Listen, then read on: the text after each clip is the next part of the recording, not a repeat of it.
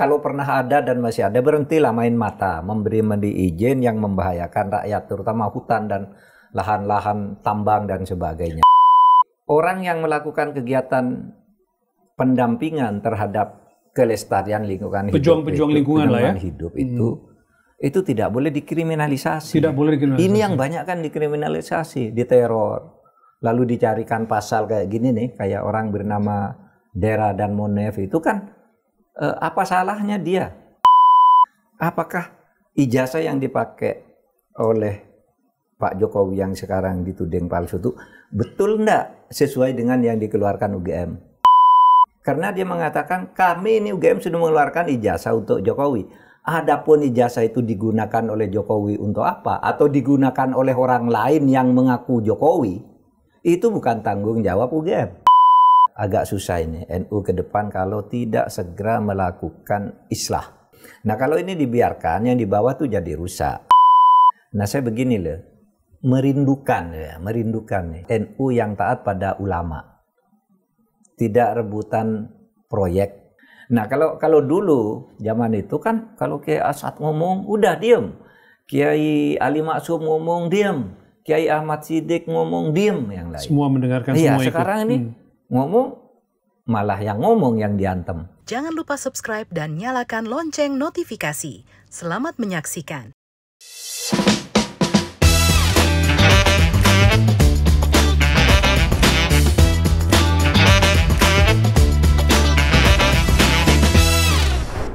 Halo, apa kabar Anda semua? Kita kembali bertemu di Terus Terang Podcast, di mana saya akan berbicara tentang berbagai isu secara terbuka dan tanpa tedeng aling-aling. Bismillahirrahmanirrahim. Saya terus mencermati berbagai perkembangan yang terjadi di tanah air dan kejadian-kejadian yang menjadi sorotan publik dalam seminggu terakhir ini. Banyak juga permintaan yang datang kepada saya untuk membahas suatu topik dari teman-teman jurnalis, akademisi, masyarakat sipil, dan banyak yang masuk juga ke akun media sosial saya. Dari sekian banyak peristiwa dan usul-usul yang masuk, kita akan bahas beberapa isu yang menurut saya penting agar kita bisa melihatnya secara lebih jernih dan bisa berpikir bersama untuk mencari solusinya. Baiklah, kita mulai. Silakan, mau tanya apa? Pak Mahfud, hari-hari ini kita sedang berduka, Pak. Indonesia sedang berduka dengan kejadian banjir bandang dan tanah longsor yang terjadi di Sumatera Utara, Sumatera Barat, dan di Aceh. 3 provinsi, Pak. Dan mirisnya sampai dengan hari ini jumlah korban jiwa dan yang hilang itu besar sekali. Sampai dengan kita rekaman ini jumlah korban meninggal dunia itu sekitar 450 orang dan 400 lebih lainnya dinyatakan hilang atau belum ditemukan. Ada yang mengatakan bahwa ini adalah bencana ekologi terbesar yang pernah kita rasakan sejauh ini. Menurut Pak Mahfud, apa yang Pak Mahfud cermati dari bencana ini? Ya begini ya, pertama mari kita untuk kesekian kalinya mengucapkan bela sungkawa. Ya. Ini adalah satu bencana yang memang yang terbesar sejauh menyangkut kerusakan hutan. Saya harus katakan ini kerusakan hutan karena ulah manusia dan bisa jadi juga kebijakan negara yang kurang cermat sehingga menimbulkan bencana yang seperti ini. Jadi saya tidak sependapat dan menganggap kurang berempati kepada korban peristiwa ini ketika ada seorang pejabat mengatakan bahwa itu kayu-kayu yang ikut arus air yang besar itu hanya karena pohon tumbang gitu ya. Iya, pohon tua yang lapuk sehingga terbawa air dan sebagainya. Ternyata kemudian yang muncul gelondongan-gelondongan yang jelas ulah tangan manusia. Yang dipotong rapi, disensor rapi Pak gelondongannya. Rapi. Itu kan berarti sudah kerja tangan manusia di mana pemerintah lalai gitu ya. Kita tidak boleh mengatakan pemerintah siapa yang lalai. Ini kan sebenarnya jangka panjang ya. Ini hanya akibat saja dari proses yang lama sudah terjadi. Iya, proses yang lama. Nah, oleh sebab itu ini harus kita sikapi dalam dua hal. Satu, penyelesaian bencana ini dulu ya, menolong para korban, mengembalikan ke kehidupan sosialnya dan ekonominya secara pelan-pelan. Lalu yang kedua, penataan kembali ya, tata kelola masalah kehutanan dan penegakan hukum. Tidak bisa tidak. Karena begini ya, saya berangkat dari pengalaman kita. Waktu dulu saya di Menko Polhukam, saya bersama Mas Rizal dan kawan-kawan itu kan pernah nangani kasus nih, masalah kerusakan hutan yang menyangkut Apeng dulu baru ketahuan. Ya, itu lain. Wilayah di Sumatera juga Pak ya, Iya, sama di sana ya? juga. Iya. Kan waktu itu ceritanya itu ya ada perusahaan besar yang merusak hutan secara besar-besaran. Jadi dia dari kebun sawit ya merambah ke hutan negara kan, dicuri hutan negara ini tanpa izin, tanpa pajak, tanpa apapun kan, sampai puluhan tahun sehingga ini merusak fungsi hutan. Ingat ya? Iya. Dan yang terjadi gini sebenarnya, yang kita tangani di tahun itu, tahun 2023 itu, kan sebenarnya hanya merupakan contoh kecil dari kenyataan yang besar di seluruh Indonesia ya, tentang kerusakan hutan itu.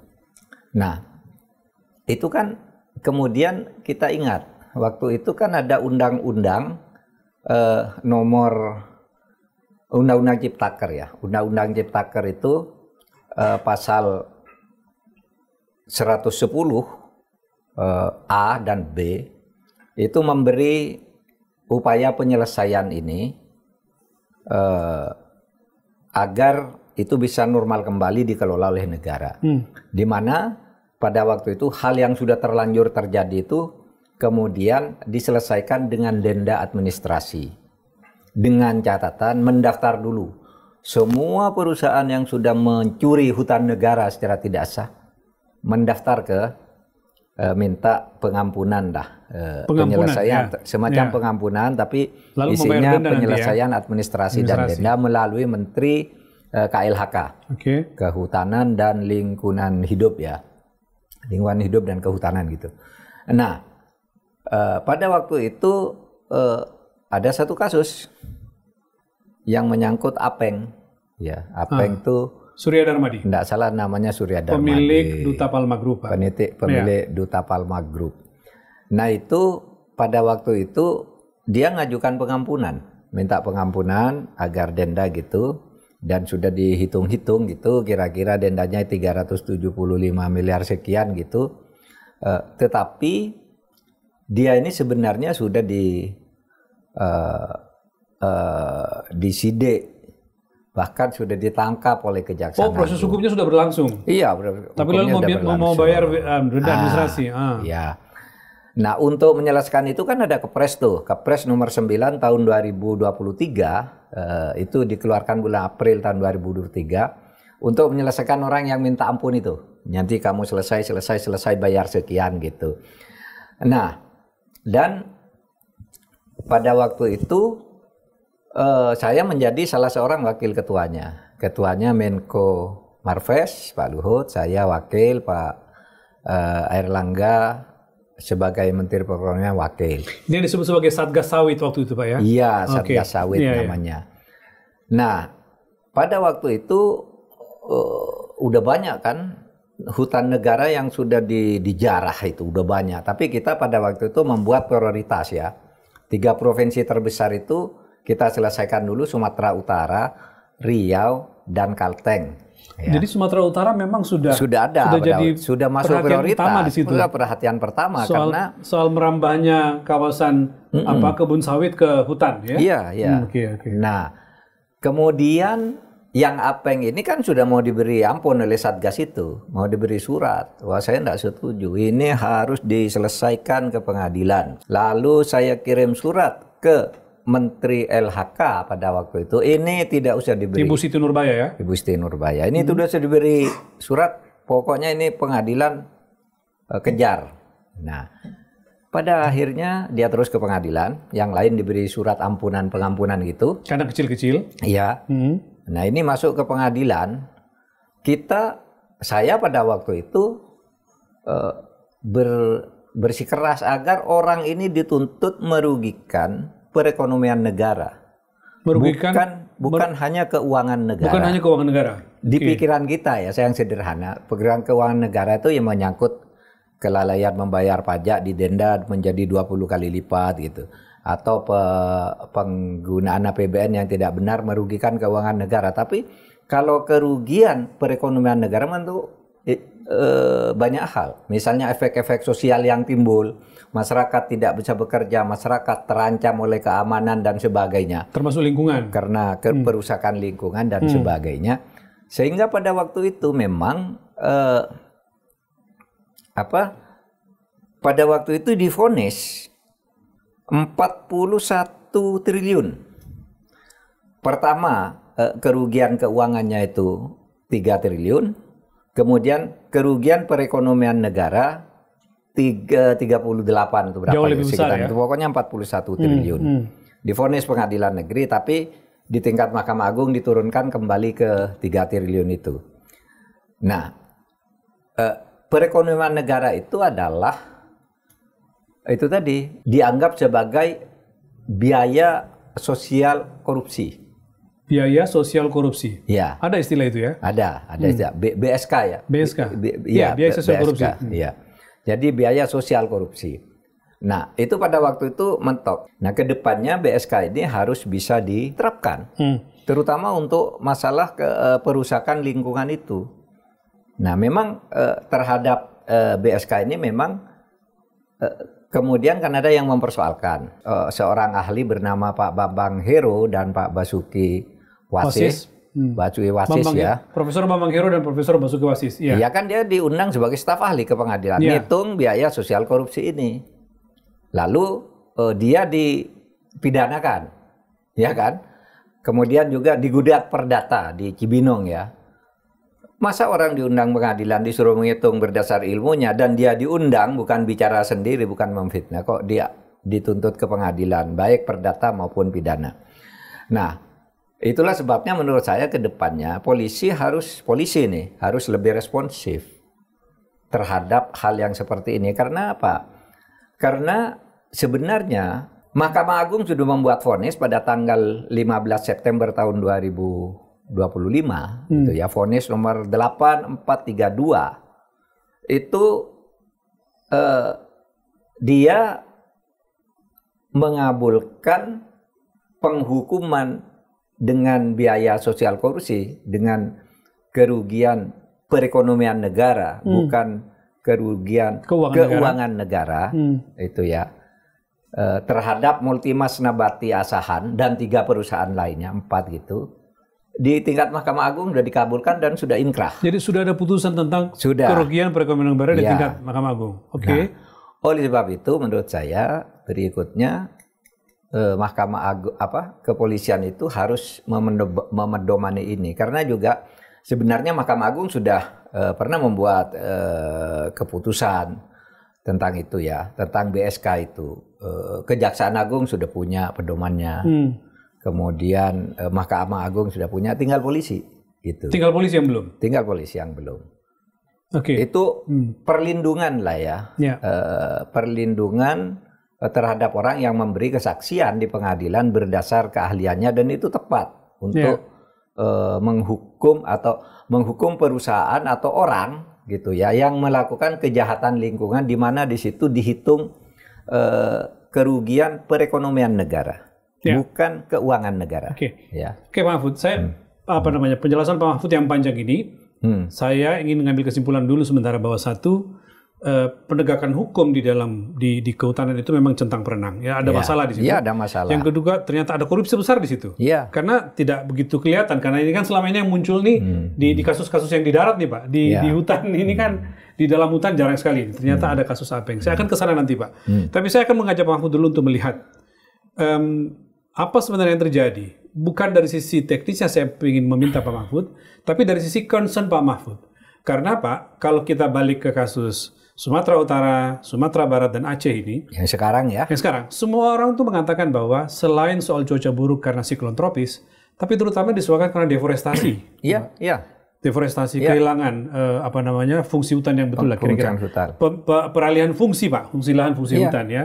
Dari misalnya hutan menjadi tadi kebun sawit, lalu ada ke pemukiman, lalu ada ke tambang dan segala macam. Belum bicara ilegal atau tidak ini. Ya. Nah, gini. Gimana? Saya ingin mengingatkan tanpa maksud mengungkit urusan politik ya.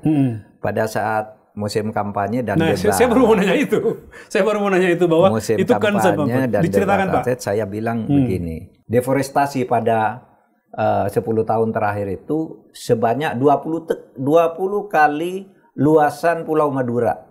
Waktu debat Pilpres waktu itu. Debat Pilpres. Nah, orang kaget. Lalu Menteri KLH bilang itu salah gitu kan. Kan ada reforestasi, penghutanan kembali. Jadi sudah kurang dong dari itu. Iya dong, tapi kurang karena ada reforestasi. Tahu, reforestasi itu kan penanaman kembali. Itu baru berapa tahun dia nanam kembali. Padahal yang digunduli pohon-pohon yang umurnya sudah puluhan bahkan mungkin ratusan tahun. Iya kan? Iya. Bahwa betul dia mungkin melakukan reforestasi KLH itu secara besar-besaran, tapi tidak menutupi fakta sudah terjadi penggundulan lahan hutan kita. Data bisa diperdebatkan. Ya makanya Pak, data ada macam-macam Pak. Temuan. BPS mengeluarkan data, kemudian Kementerian Kehutanan juga mengeluarkan data. Yang umum dipakai kalau BD cetak itu ada menggunakan Walhi, ada punya Greenpeace Global Forest Watch itu kita punya Pak datanya. Ini kita bisa kita coba bisa lihat dari Global Forest Watch. Nah ini Pak, di Indonesia 5 wilayah teratas bertanggung jawab atas 59% dari semua kehilangan tutupan pohon antara 2001 sampai 2002 dan 2024. Riau mengalami kehilangan tutupan pohon paling banyak sebesar 4,3 mega hektar dibandingkan dengan rata-rata sebesar 940 kilo hektar. Iya toh? Nah ini betul Pak, ini di 10 besar nih. Nah, nomor 1 itu Riau, kedua Kalimantan Barat, lalu Kalimantan Tengah, Sumatera Selatan, Kalimantan Timur, Jambi, Sumatera Utara yang sekarang terjadi banjir bandang, Kalimantan Selatan, Aceh juga sekarang terjadi, Sulawesi Tengah. Artinya dari 10 ini, 2 yang sekarang terkena, Pak. 2 sekarang terkena. Kalimantan tuh 4 provinsi kena semua kan? Barat, Tengah, Selatan. Oh, Selatan ya. Jadi, 3 ya. 3 Pak. Jadi artinya 10 provinsi saja sudah mengkontribusikan hampir 60% dari total tutupan yang ada, Pak. Iya. Artinya, Pak, memang harus ada evaluasi total kan, Pak, ya, terhadap kebijakan tata kelola hutan ya? Harus ada evaluasi total. Ya itu tadi, sekarang nih, jangka pendek ini menyelesaikan kasus dan menghindari terjadinya lagi yang mungkin akan terjadi di tempat lain atau terulangnya lagi itu kemudian dilakukan diberikan penyelesaian pertolongan jangka pendek kepada korban. Yang kedua nanti tata kelolanya diperbaiki lagi. Pemerintah itu tidak boleh lagi membiarkan perusahaan-perusahaan itu melakukan operasi gelap seperti itu, masih banyak mengeluarkan izin, tidak menindak yang sudah jelas-jelas melakukan pelanggaran. Pemerintah tidak boleh lagi, itu korbannya rakyat.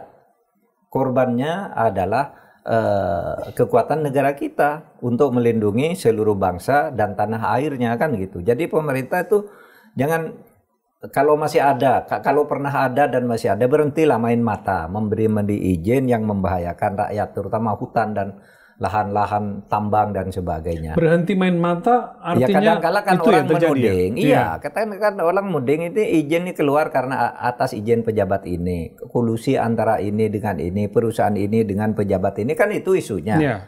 Dan itu masuk akal kan isu itu. Kenapa izin bisa keluar? Kenapa itu bisa terjadi kalau tidak ada permainan? Iya kan?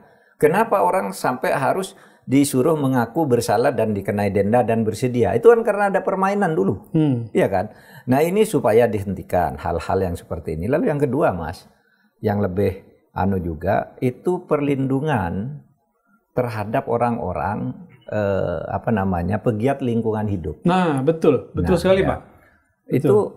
Itu penting sekali karena akhir-akhir ini itu ada ini kasus di Semarang tuh ya. Seorang pegiat lingkungan yang terbaru hidup. itu di Semarang, Pak, 2 orang. Ya namanya Dera dan Monef. Dera dan Monef. Ini kan memberi pendampingan orang melapor perusakan atau pencemaran lingkungan hidup. Tiba-tiba dia ditangkap dan dijadikan tersangka dalam kasus lain. Dianggap menghasut, Pak. Ya. Dianggap menghasut, dan kasus yang disangkakan kepada dia itu adalah kasus yang terjadi pada akhir Agustus. Ketika demo besar-besaran. Iya, padahal dia melakukan pendampingan ini kan baru ini sekarang. Dia merasa tidak apa-apa, tiba-tiba ketika melakukan pendampingan dia ditangkap gitu dan dijadikan tersangka. Apa kasusnya? Bukan karena mendampingi itu, yang kasus sudah lama tuh lah. Kasus kerusuhan Agustus dia dianggap memprovokasi. Dipaksakan dong artinya ya? Nah, oleh sebab itu ini penting karena itu hanya pembelokan sebenarnya. Kalau analisis orang itu kan hanya pembelokan dari orang ingin mengkriminalisasi orang pejuang lingkungan hidup, memberi pendampingan. Nah, Mas Rizal, kita sebenarnya sudah punya ketentuan tentang anti-SLAPP ya. Anti-SLAPP itu anti-strategic lawsuit against public participation gitu. Jadi orang yang melakukan kegiatan pendampingan terhadap kelestarian lingkungan pejuang-pejuang lingkungan lah ya. Hidup itu tidak boleh dikriminalisasi. Tidak boleh dikriminalisasi. Ini yang banyak kan dikriminalisasi, diteror. Lalu dicarikan pasal kayak gini nih, kayak orang bernama Dera dan Monef itu kan apa salahnya dia?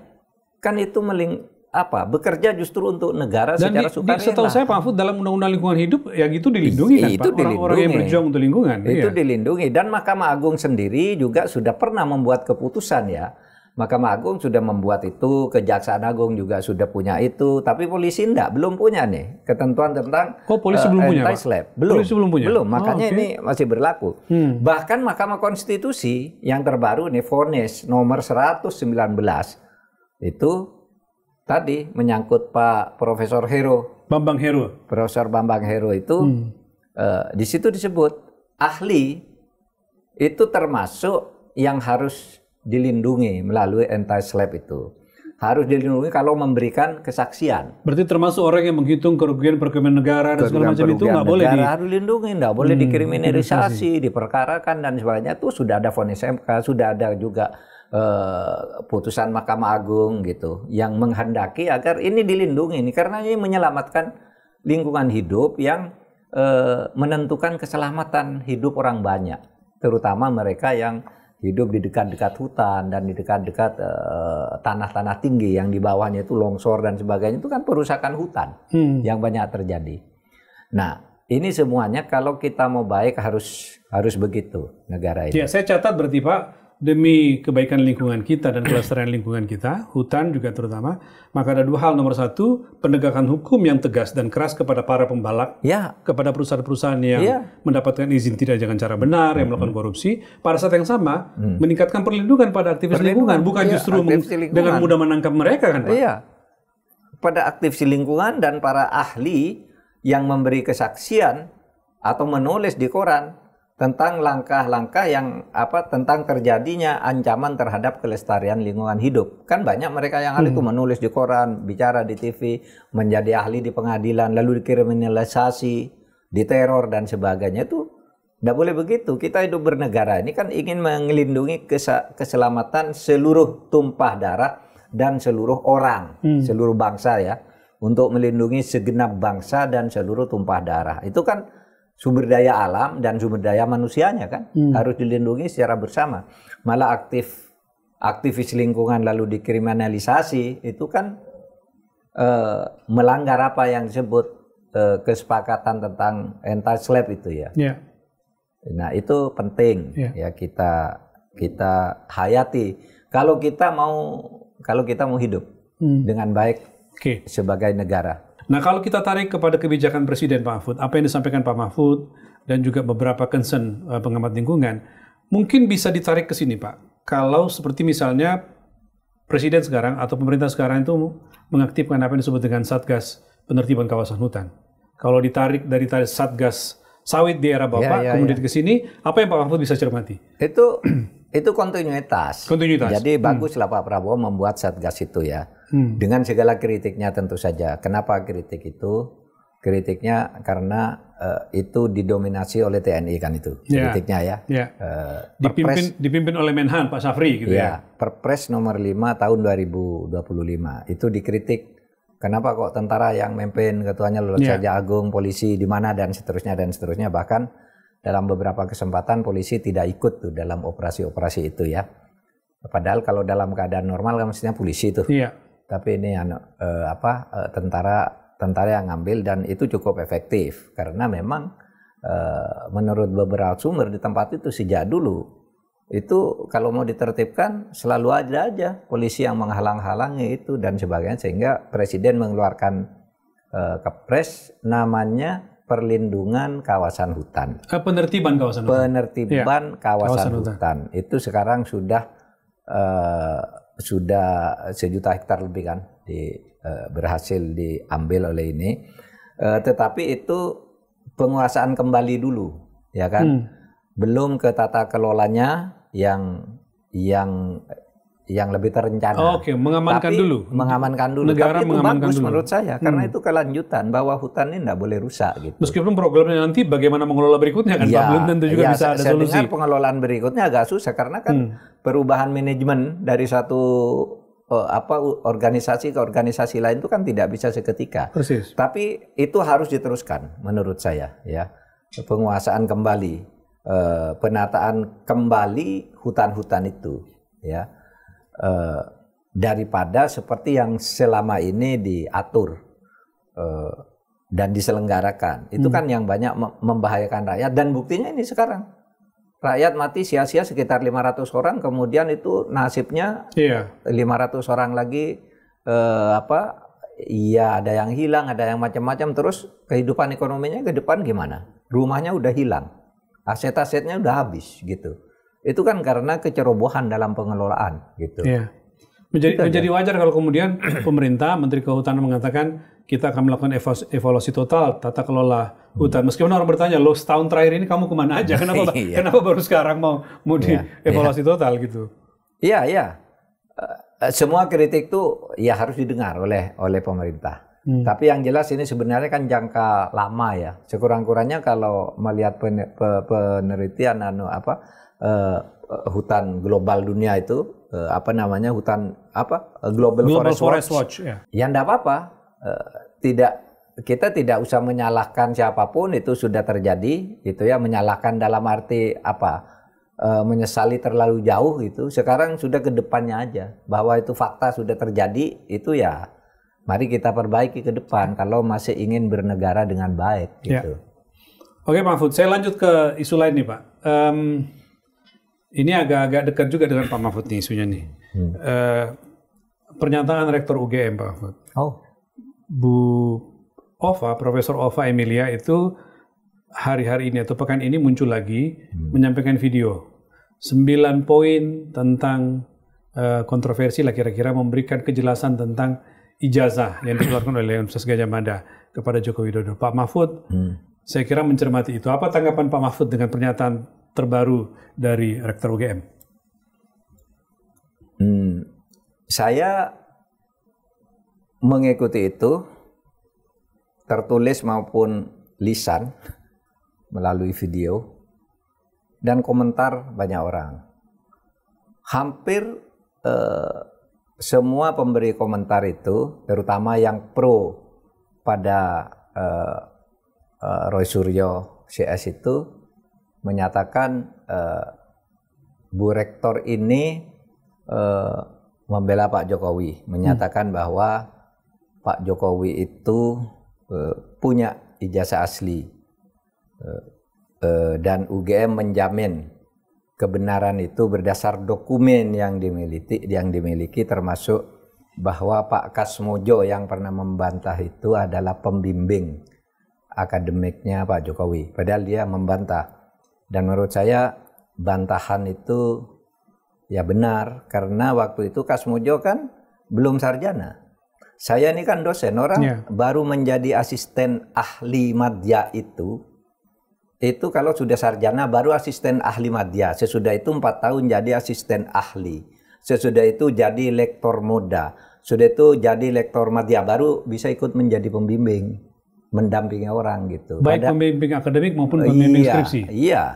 Tapi mendampingi dulu, tidak mandiri. Baru sesudah lektor itu baru bisa membimbing sendiri.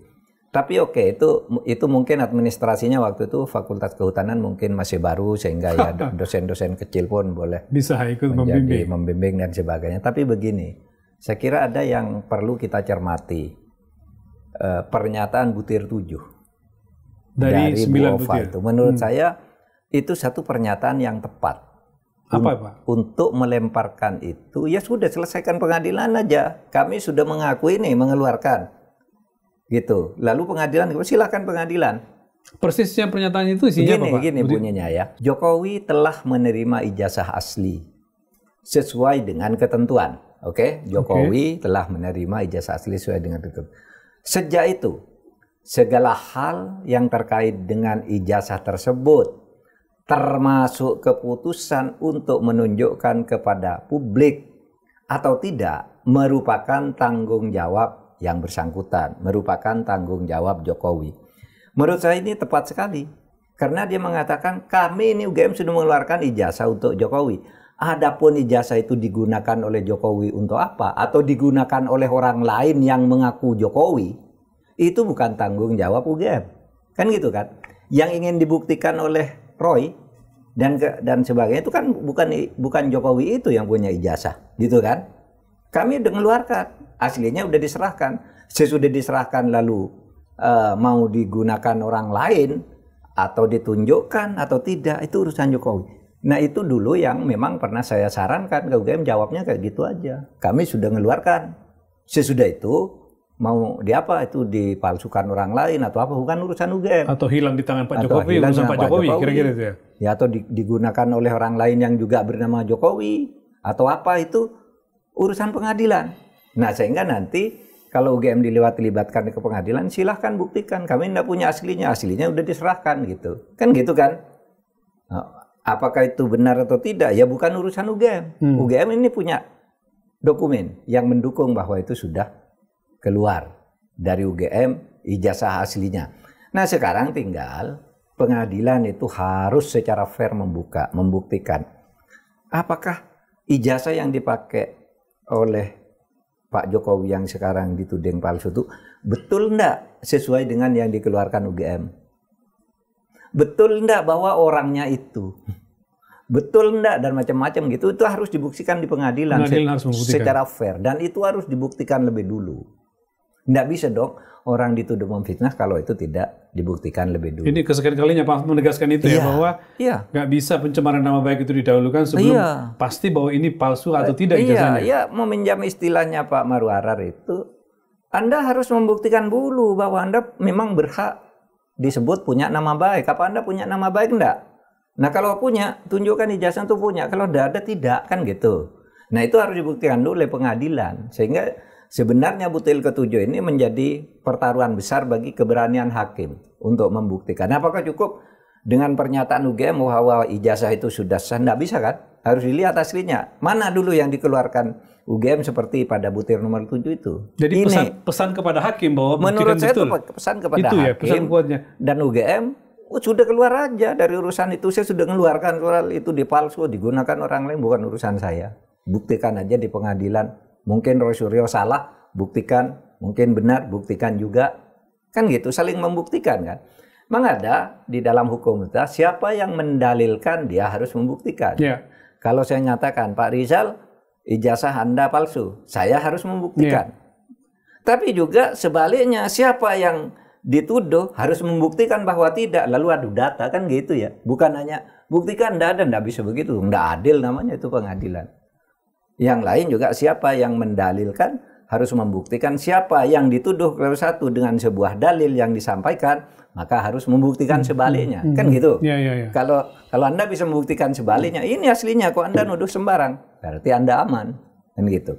Nah ini hukum. Ya. Tidak ada urusan dengan pemihakan kepada siapa. Ini hukum. Ya, jadi gitu terjawab Pak. Saya jadi bertanya-tanya, apa sih kenapa Bu Ova tiba-tiba ngomong lagi, kan nggak ada lagi ribut-ribut soal itu. Ternyata itu sebenarnya poin ngirim tujuhnya. pesan kepada hakim, buktikan betul Buktikan ya. saya sudah ngeluarkan. Saya sudah mengeluarkan loh ya. Bukan urusan saya. Apakah itu benar atau tidak bukan urusan saya. Apakah oleh KPU itu dipalsu atau tidak bukan urusan saya, kan gitu UGM. Iya kan? Pastikan bahwa saya sudah ngeluarkan, kan gitu. Ya. Menurut saya bagus. Di tengah keributan orang menuding rektor UGM kembali bodoh, memihak dan enggak, itu poin tujuannya jelas itu. Nantang pengadilan itu, nantang pengadilan untuk membuktikan sendiri. Enggak usah bawa-bawa UGM karena kami udah ngeluarkan ijazah, ya sudah selesai. Kan gitu. Jadi rupanya dari 9 poin itu fokusnya di poin 7 nih kalau menurut saya. Pak Mahfud ya. Iya. Pesan intinya tuh di situ dan ya. Dan itu dulu saran saya yang saya sampaikan ke sana ke teman-teman. Jawab aja udah keluarkan lalu sudah enggak tahu menahu, sudah diserahkan. Siapa yang palsu, siapa yang menggunakan, siapa yang ganti fotonya, kalau bukan urusan UGM. Ya kan, masa UGM punya lulusan 100.000 mau menjelaskan itu satu persatu gitu. Saya sudah mengeluarkan kalau salah ada kasus ini. Itu aja. Oke, Pak. Karena ini gini Mas, seorang ijazah hilang itu mungkin orang lupa juga. Saya sendiri sekarang udah lupa loh ijazah saya di UGM itu. Saya simpan di mana ya sekarang, kan udah lama saya di UGM tahun. Tapi dosen pembimbing masih hafal Pak? Enggak, karena saya kan PNS. Aslinya dulu kan sudah diserahkan ke BAKN, dilegalisir. Dan sekarang di UGM itu kartu mahasiswa saya masih ada, registrasinya masih ada, tesis saya masih ada di perpustakaan. Saya tes ke anak saya kemarin, saya ingin punya tesis S2 saya dan S3 disertasi gitu. Sebentar dapat tuh dari perpustakaan ini, langsung dapat. Oh gitu Pak ya? Ada. Oh iya. Jadi gampang membuktikannya, enggak rumit kayak ini Suryo ini.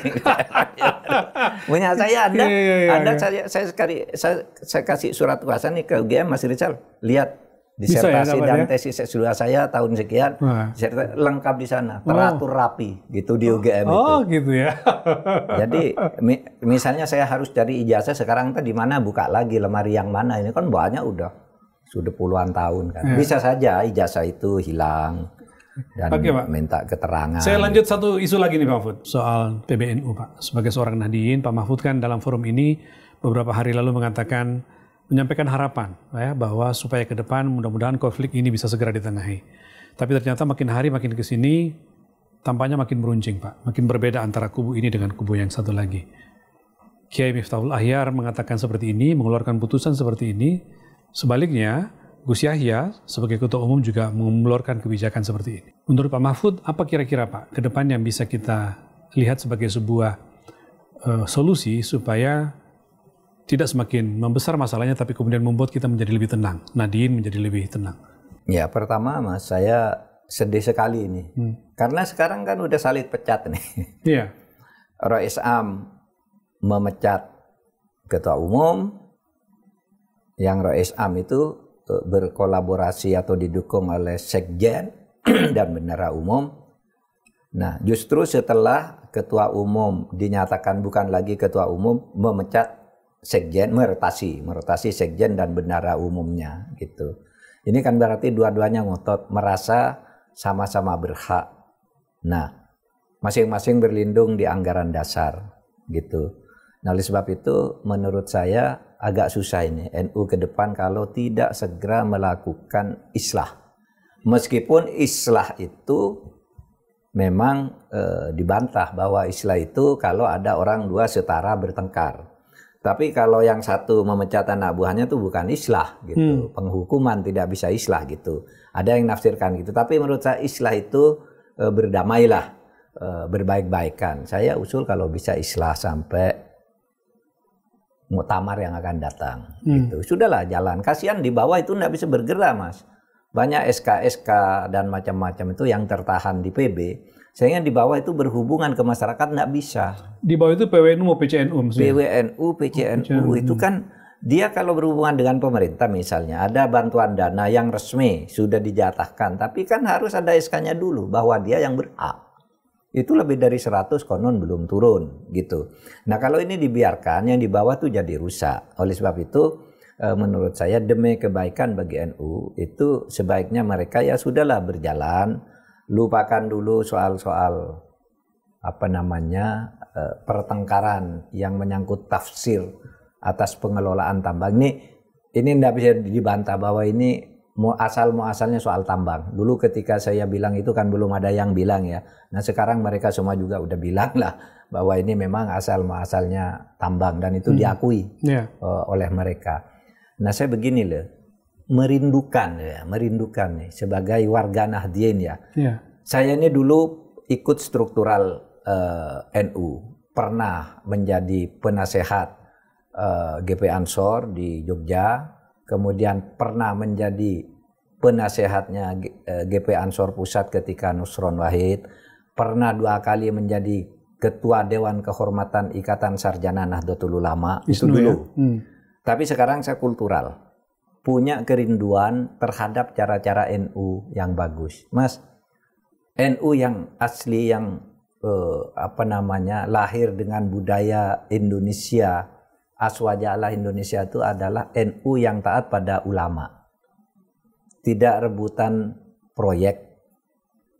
Tidak ada itu urusan ngurus perusahaan, ngurus tambang, ngurus itu. Dulu tidak ada. Malah dulu Pak Hasyim Muzadi itu ikut menggugat undang-undang pertambangan, undang-undang migas. Itu justru bukan untuk minta tambang. Dia menggugat agar hasil pertambangan itu dikelola dengan baik. Karena rakyat tidak kebagian nih, dimakan oleh konglomerat, oleh apa gitu, oleh pebisnis gila. Tapi tidak minta jatah tambang. Nah sekarang malah minta jatah tambang itu Pak Hasyim. Yang sebelumnya lagi, saya rindukan penyelesaian kasus-kasus NU itu tidak terlalu banyak bertumpu pada pasal-pasal ADART. Yang satu kan mengatakan pasal sekian saya yang berwenang, pasal sekian kewenangan Anda terbatas di situ, terus berkutat. Nah zaman-zaman NU dulu itu kalau Dewan Ulama yang tidak masuk di dalam struktur sudah bicara, semuanya tunduk. Bahkan NU itu tidak cari tambang, tapi apa? Iuran. Ingat tuh, kalau zaman kita, zaman Mas Rizal kan sudah besar. Tahun 84 tuh kan sudah bisa baca berita kan? Bagaimana dulu muktamar NU di Situbondo, di mana rakyat tidak segan-segan nyumbang ayam, nyumbang beras, beli daging, beli itu. Semua muktamar tidur di tenda di pesantren, tidur di pesantren. Benar-benar rakyat menikmati ya? Iya, enggak ada hotel, enggak ada naik pesawat privat, jet, enggak ada private jet ikut di situ. Orang naik mobil, naik kereta, naik sepeda motor, rame di situ. Mereka sumbangan, enggak minta ke negara. Bahkan ketika itu Presiden Soeharto datang kan ke Situbondo pada waktu itu. Datang. Tidak minta sumbangan ini, tapi Presiden datang karena NU itu sangat penting bagi stabilitas negara. Itu dulu di tahun 84 ya, muktamar Situbondo. Tahun 89, 88, 89 itu muktamarnya di Krapia. Meriah.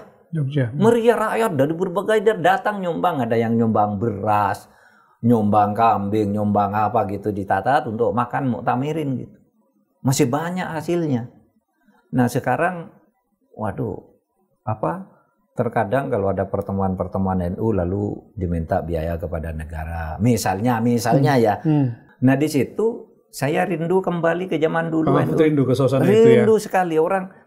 Mas profesor, doktor setinggi apapun dulu, kalau kiai sudah dawuh itu, sudah ngomong, itu duduk gini di depannya gitu, tidak merasa sok pinter karena profesor lalu merasa lebih hebat dari kiai. Enggak, tetap tradisi cium tangan, tradisi menonton kiai dan sebagainya. Masih mungkinkah kembali ke suasana itu, Pak?